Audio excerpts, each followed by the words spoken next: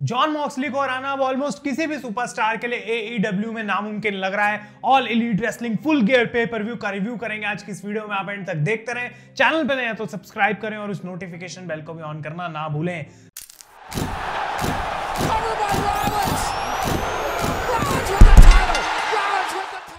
तो गाइस मैं हूं आयुष और आप देख रहे हैं रेसल इंडिया। स्वागत है आपका आज की इस वीडियो में। और एईडब्ल्यू फुल गियर पे पर व्यू खत्म हो चुका है। बहुत सारी इंटरेस्टिंग रेसलिंग, कमाल के रेसलिंग मैचेस, कुछ टाइटल चेंजेस, कुछ टर्न्स, काफी कुछ हुआ है शो के अंदर जो हम डिस्कस करने वाले हैं। लेकिन उससे पहले ब्लड लाइन के ऊपर एक मेजर पॉडकास्ट आ चुका है कल स्मैकडाउन के बाद। जो भी चीजें हुई, क्या हुआ सीएम पंक के साथ, उसको हमने डिटेल में डिस्कस करा है और आपको कुछ ऐसी बातें बताई हैं जो किसी भी रिव्यू में आपको कहीं सुनने को नहीं मिलेंगी।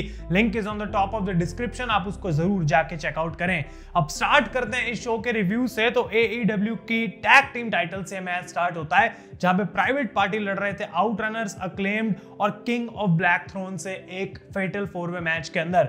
और एईडब्ल्यू ऑब्वियसली कोशिश करती है हमेशा टैग टीम मैचेस से स्टार्ट करें क्योंकि ये फन ऐड करते हैं, एंटरटेनमेंट, क्विक पेस्ड एक्शन देखने को मिलता है। और बिल्कुल वैसा ही इस मैच के अंदर हुआ।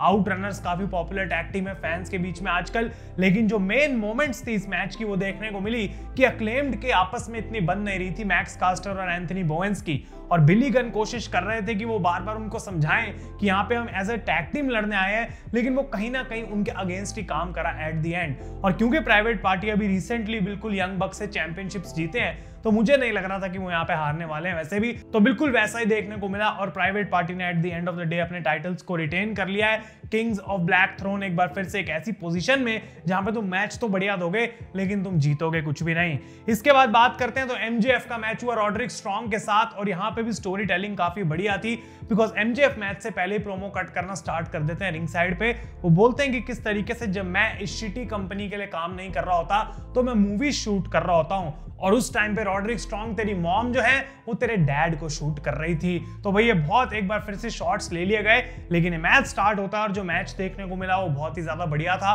काफी हार्ड हिटिंग मैच था और जिस तरीके से रॉड्रिक स्ट्रॉन्ग बोल रहे थे कि मुझे इस मैच में किसी भी तरीके से एमजेएफ को डिस्ट्रॉय करना है, उन्होंने काफी हद तक वो चीज अचीव भी कर ली। लेकिन यहाँ पे जो रॉड्रिक स्ट्रॉन्ग है वो जीत नहीं पाए एमजेएफ से और कहीं ना कहीं डिसीजन ठीक भी था बिकॉज एमजेएफ को एट द एंड काफी बड़ा दिखाना है और वो एडम कोल वाला मैच इवेंचुअली आएगा। तो यहाँ पे मैक्सवेल, जेकब फ्रीडमैन हरा चुके हैं रॉड्रिक स्ट्रॉन्ग के एक कमाल के एफर्ट को। मैच के बाद रॉड्रिक स्ट्रॉन्ग की आर्म के अंदर स्टील चेयर फंसा के उसको बुरे तरीके से डिस्ट्रॉय करते हैं और ऐसा लग रहा था कि एडम कोल आए तो सही वहां पे अनडिस्प्यूटेड किंगडम के साथ और एमजेएफ भाग जाते हैं, लेकिन वो कहीं ना कहीं थोड़ा लेट हो गए। और काइल ओराइली भी रिंग में आते हैं और एडम कोल को धक्का मारते हैं सीधा और बोलते हैं कि देख तेरी वजह से क्या हो गया। मैंने बोला था रॉड्रिक स्ट्रॉन्ग काफी ज्यादा अपने आप को प्रॉब्लम में डाल रहा है और ये चीज उसके लिए अच्छी नहीं होने वाली और एडम कोल को भी ये बात रियलाइज होती है। तो स्टोरी काइंड ऑफ ऐसी चलेगी कि एमजेएफ जो है उनको एडम कोल से लड़ना पड़ेगा, तभी एडम कोल प्रूव कर पाएगा कि मैंने एमजेएफ का ऑब्सेशन खत्म कर दिया है। ये चीज हमें देखने को मिली। इसके बाद Mercedes Mone versus Kris Statlander for the TBS championship.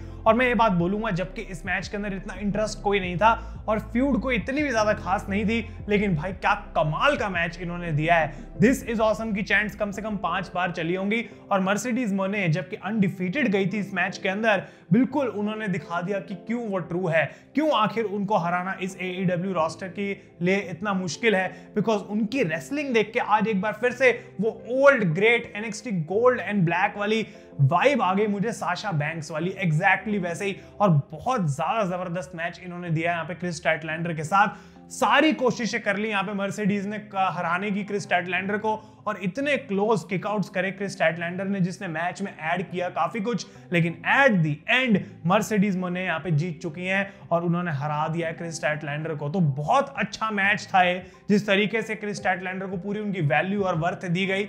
लेकिन एईडब्ल्यू ने अपना डिसीजन बिल्कुल सही से बैक करा है कि मर्सिडीज मोने को हम हराना नहीं चाहते और इनको अनडिफीटेड रखना चाहते हैं काफी टाइम के लिए, ताकि तभी टीबीएस चैंपियनशिप की वैल्यू बढ़ती रहे। और अगर ऐसी मैचेस आते रहेंगे तो फिर डेफिनेटली ये चीज करनी आसान हो जाएगी। इसके बाद जे वाइट का मैच होता है हैंगमैन एडम पेज के साथ और यहाँ पे स्टोरी ये थी कि भाई ऑब्वियसली हैंगमैन पेज की तो नी अटैक होने वाली है, लेकिन जे वाइट के साथ वो क्या करेंगे। तो ये बिल्कुल मैच कन्वर्ट हो गया था एक नी वर्सेस एंकल अटैक में, बिकॉज बैरिकेड्स के बीच में एंकल फंसा के अटैक कर देते हैं हैंगमैन पेज, और पूरे मैच में उन्होंने एंकल लॉक कई दफा लगाई, उन्होंने बहुत बार यहाँ पे अटैक करने की कोशिश करी। स्लो डाउन हो गया था pace of the match because दोनों की लेग्स काफी इंजर्ड थी, लेकिन यहाँ पे जो एंडिंग थी, जो स्टोरी थी मैच की, वो बहुत मुझे कूल लगी। बिकॉज हैंगमैन पेज बार बार कोशिश कर रहे हैं बकशॉट लैरिएट, वो लगा नहीं पा रहे थे इतने ढंग से, लेकिन एंड में जब वो 2 डेड आई लगाते हैं तो उनको ऐसा लगता है कि अब तो मुझे मौका मिल गया, अब तो मैं इस मैच को हराऊंगा। लेकिन आउट ऑफ नोवेयर यहाँ पे लगा देते हैं ब्लेड रनर अपना फिनिशर जे वाइट, और वो इस मैच को जीत चुके हैं। तो 5-0 उनका रिकॉर्ड हो चुका है हैंगमैन पेज के अगेंस्ट, और डेफिनेटली उनको पता है कि हैंगमैन पेज को कैसे हराना है, भले ही उनकी स्ट्रेटेजी मैच से पहले जे वाइट को नहीं पता थी। लेकिन दूसरी तरफ जिस तरीके से हैंगमैन पेज आज हारे हैं, मुझे लग रहा है कि अब भाई उनका जीतना थोड़ा बहुत जरूरी हो चुका है, और मेन इवेंट में हैंगमैन पेज का रोल था, उसके बारे में हम बात करेंगे। मैच के बाद जब जा रहे थे यहाँ पे जे वाइट एग्जिट कर रहे थे, तो पेज दोबारा आके रैंप पे अटैक करते हैं उनको, और क्रिस्टोफर डैनियल्स यहाँ पे आ जाते हैं और उनको भी पंच कर देते हैं यहाँ पे हैंगमैन पेज। तो उनको नहीं फर्क पड़ रहा था कि कौन रास्ते में आ रहा है, ऐसा लगता है कि अभी उनके दिमाग में स्टोरी जे वाइट के साथ खत्म हुई नहीं है, और ये हम अभी डिस्कस करेंगे। इसके बाद बात करते हैं इस मैच की, जो without a doubt was the match of the night, unbelievable five-star classic. और मेरे को एक्सपेक्टेड था कि कुछ ऐसा देखने को मिलेगा, लेकिन जो देखने को मिला वो तो और भी ज्यादा बढ़िया था भाई। Kyle Fletcher versus will osprey, because जाते हुए इसके अंदर जो स्टोरी लाइन थी वो इतनी पर्सनल थी, हमें पता था कि बहुत मैटर करता है इन दोनों के लिए इस मैच को जीतना, और जो मोमेंट्स हमें देखने को मिली, डेफिनेटली यहाँ पे नोट्स देखने पड़ेंगे, लेकिन भाई बहुत ही ज्यादा बढ़िया मैच था।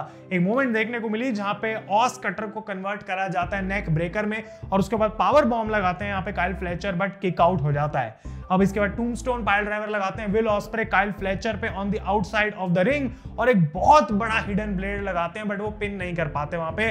और ऑनेस्टली बोलूंगा one of the best finishers अब मुझे रेसलिंग के अंदर हिडन ब्लेड लगने लगा है भाई। जो इंपैक्ट पड़ता है ना एकदम से उसका, बहुत ही अनबिलीवेबल लगता है कि लगी होगी दूसरे वाले को, ऐसी फीलिंग आती है भाई देखते हुए भी शो को। इसके बाद स्टाइल्स क्लैश लगाते हैं, काफी कमाल का काउंटर करके विल ऑस्प्रे, और एक और हिडन ब्लेड लगाते हैं, but Kyle Fletcher kick out कर देते हैं, जो बहुत बड़ी बात थी बिकॉज जो कनेक्शन था वो 100% प्योर था इस हिडन ब्लेड के अंदर। लेकिन इसके बाद जो मोमेंट देखने को मिली वो काफी टाइम तक याद रखी जाएगी AEW की हिस्ट्री में, बिकॉज यहाँ पे स्टील स्टेप्स पड़े हुए थे रिंग साइड पे, अपनी जगह से हटा के थोड़ा सा दूर एप्रन से, और काफी बार उन पे अटैक भी किया गया इस मैच के बीच में। लेकिन ये जो मूव देखने को मिला भाई, ये काफी डेंजरस था, बिकॉज यहाँ पे एप्रन पे लड़ रहे हैं दोनों लोग, और काइल फ्लेचर एक टूमस्टोन पाइल ड्राइवर लगाते हैं कूदते हुए on will osprey on the steel steps. My God भाई, वो देख देख के कुछ हो रहा था कि इनको भाई क्या हो रहा है, यू सिक फक की चैंट्स हो रही थी यहाँ पे, बिल्कुल काइल फ्लेचर के लिए, जो वो डिजर्व भी करते थे, बिकॉज इतना कमाल का ये पूरा मूव हमें देखने को मिला।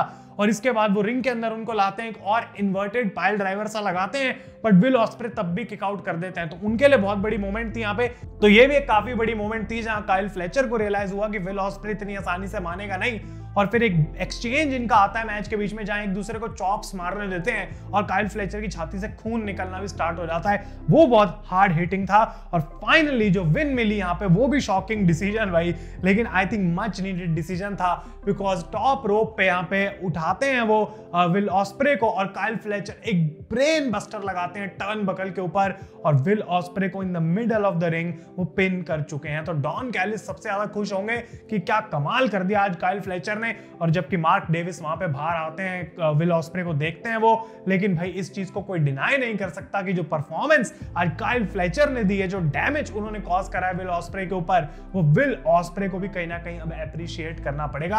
आखिरकार ऑब्वियसली वो विल ऑस्प्रे का ही स्टूडेंट है। लेकिन क्या स्टोरी थी, क्या मैच था, बिल्कुल एक क्लासिक था, इसमें कुछ भी कमी नहीं निकाल सकते हैं। इसके बाद मराया मे की चैंपियनशिप सेलिब्रेशन हुई थी, जहां पे मीना शिराकावा थी, और वो बात करते हैं किस तरीके से पूरे AEW विमेंस डिवीजन में कोई ऐसा बचा नहीं है जो उनके ऊपर हाथ उठा सके, और अब हम सेलिब्रेट करने वाले हैं। तो मीना शिराकावा शैंपेन लेके आती हैं, ये टोस्ट करके उसको पीते हैं, और उसके बाद जब मीना शिराकावा थोड़ी सी आगे जाती हैं तो एक बॉटल हाथ में उठाती हैं शैंपेन की मराया में, और वो उनको अटैक करने वाली थी, बट मीना को दिख जाता है, वो डक कर जाती है वहां से झुक के, और उसके बाद उनको समझ आ जाता है कि ये तो मुझे भी अब बैक स्टैप करने वाली है, मेरा भी एग्जाम्पल बनाने वाली थी रोस्टर के अगेंस्ट। लेकिन वो भागती हुई जाती हैं और स्टेज से कूदते हुए हुए एक स्पीयर लगाती हैं थ्रू अ टेबल ऑन मराया में और बुरे तरीके से यहाँ पे उनको डिस्ट्रॉय कर देते हैं। उनके मुंह से खून निकलना स्टार्ट हो गया था, या तो लिप्स उनके कट गए या फिर कोई उनके दांत टूट गया, लेकिन वो जो मोमेंट थी खून की वजह से और ज्यादा इनहेंस हो गई कि मीना शिराकावा यहाँ पे मराया में के पूरे जो फोरहेड है उसको थोड़ा सा काट भी रही हैं, थोड़ा दिखा रही हैं कि मुझे अपना ब्लड इसके ऊपर छोड़ना है, और वो चीज भाई बहुत ही बढ़िया मोमेंट देखने को मिली। तो जो ये दोस्ती थी वो अब दुश्मनी में कन्वर्ट हो चुकी है, और मराया में जो है एक बार फिर से उन्होंने दिखा दिया कि वो कितनी ज्यादा सेल्फ ऑब्सेस्ड हैं। इसके बाद ये मैच देखने को मिला for the TNT championship, Daniel Garcia against Jack Perry. और ये मैच जबकि काफी बढ़िया था, शुरू में ही जैक पेरी टाइटल दे देते हैं डैनियल गार्सिया को, और ऑब्वियसली हम जानते हैं कितना गुस्सा था उनके अंदर कि इससे मुझे अटैक कर, लेकिन वो टाइटल रेफरी को दे देते हैं और इस डिस्ट्रैक्शन के चलते उनको लो ब्लो कर दिया जाता है। लेकिन ओवरऑल मैं बोलूंगा इस मैच ने कहीं ना कहीं मुझे थोड़ा डिसअपॉइंट करा। मैं एक्सपेक्ट कर रहा था कि और 2-3 कदम आगे जाएंगे, लेकिन उतना ये मैच गया नहीं आगे, और जैक पेरी को सबमिट करवाया यहाँ पे डैनियल गार्सिया ने, और वो बन गए हैं नए TNT चैंपियन। तो ये काइंड ऑफ मेरे लिए एज ए शॉक भी आया, लेकिन एक बहुत बढ़िया बात भी है, बिकॉज इतने टाइम से डैनियल गार्सिया प्रूव करे जा रहे थे कि मैं कुछ कर सकता हूँ। MJF वाली फील्ड में उन्होंने इतना बढ़िया किया, लेकिन वो एक गोल्ड की उन पे ऊपर कमी थी। तो TNT चैंपियनशिप अब मुझे लगता है कि डेफिनेटली यहाँ पे आएगी, और अब जैक पेरी भी अपनी चैंपियनशिप हार चुके हैं, यंग बक्स भी चैंपियनशिप हार चुके हैं, ओकाडा का कोई हमें निशानों नहीं देखने को मिल रहा। ऑब्वियसली ब्रैंडन कटलर को डिस्ट्रॉय कर दिया गया था, तो धीरे धीरे ये जो पूरी एलीट है तो गायब हो रही है, और आपको कहीं ना कहीं समझना पड़ेगा कि ये स्टोरी लाइन का पार्ट है। इसी वजह से यहाँ पे अब धीरे धीरे टाइटल चेंजेस भी हो रहे हैं, और ये बेबी फेसेस जो बचते जा रहे हैं जैसे प्राइवेट पार्टी और डैनियल गार्सिया, इनके कंधों पे टाइटल आ चुका है, ताकि जब वो फाइनल स्टोरी लाइन शुरू होगी जहां पे पूरे शेन मैकमैन और ये सब लोग एक तरफ हैं और बाकी लोग दूसरी तरफ हैं, तो ये चैंपियंस वर्सेस चैंपियंस वाली गेम भी हमें देखने को मिल सकती है, जहां पे दोबारा यंग बक्स और जैक पेरी वापस रीचैलेंज कर सकते हैं फॉर देयर टाइटल्स। बहुत बढ़िया यहाँ पे थिंकिंग थी।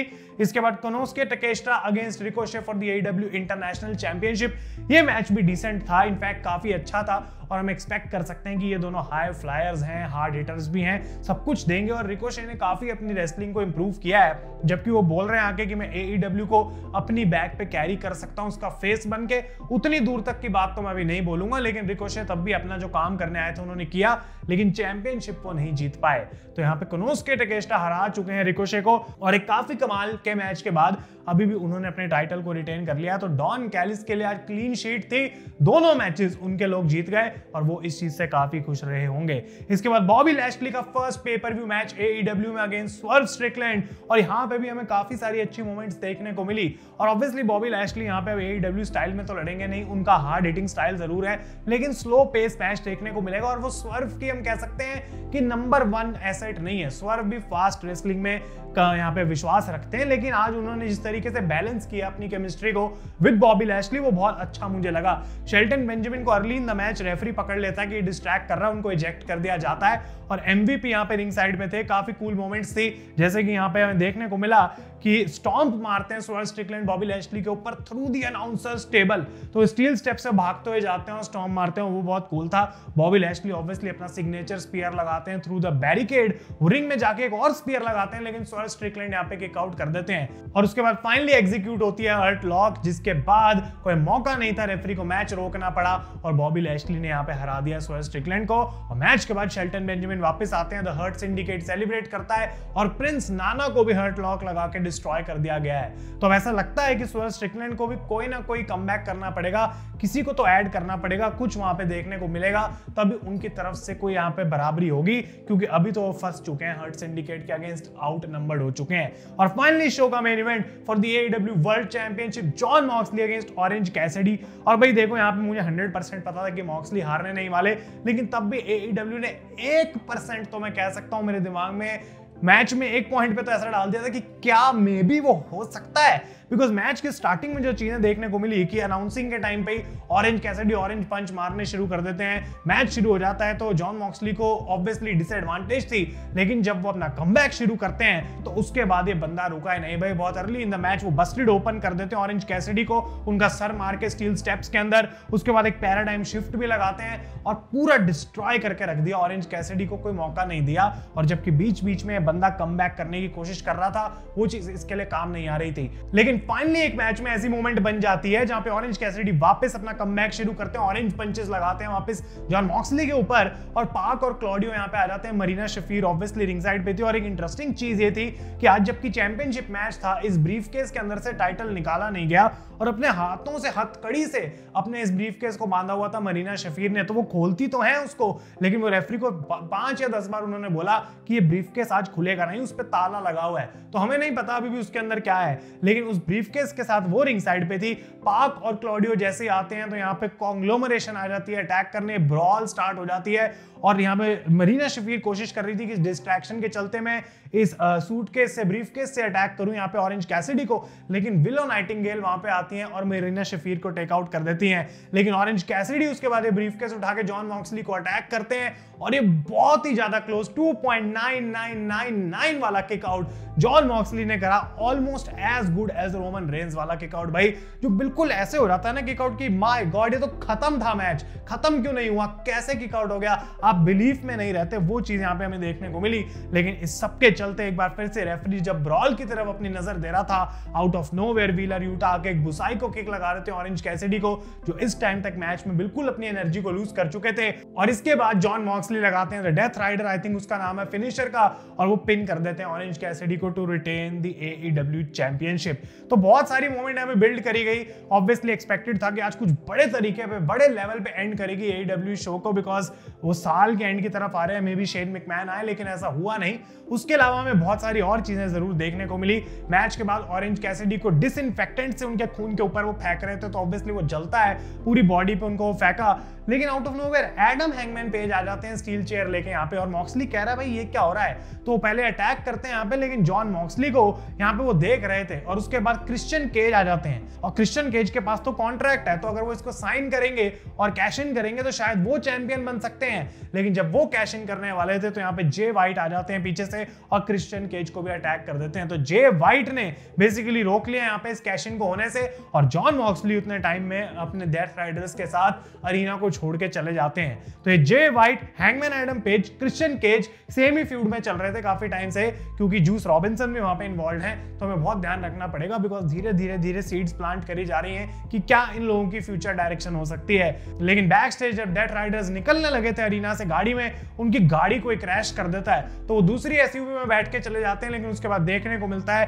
कि ये क्रैश और किसी ने नहीं बल्कि डार्बी एलन ने की थी, और डार्बी एलन बिल्कुल गुस्से में आए थे कि ये लड़ाई अभी खत्म नहीं हुई है, और वो डिस्ट्रॉय कर रहे होते हैं स्केटबोर्ड से अपनी इस एसयूवी को जो उन्होंने क्रैश करी थी। तो इस नोट पे खत्म हुआ। मैं नहीं बोलूंगा कि क्या हो गया, बहुत शॉकिंग था, मैं तो पागल हो गया शो को देख के, ऐसा कुछ भी नहीं हुआ। लेकिन जो बिल्ड करा जा रहा है स्टोरी, वो बहुत ही ज्यादा धीरे बिल्ड करी जा रही है। शेन मैकमैन अगर आ जाते तो शायद बहुत मजा आ जाता, लेकिन उसका इंतजार अभी और लंबा खींचेगा। इंटरेस्टिंग रहेगा देखना कि यहाँ से ऑरेंज कैसिडी और जॉन मॉक्सली दोनों की डायरेक्शन कहां पे जाएगी। तो ये था आपका रिव्यू। अगर वीडियो अच्छी लगी तो लाइक जरूर करें गाइस। तब तक के लिए thank you so much for watching. मैं हूं आयुष और आप देख रहे हैं रेसल इंडिया।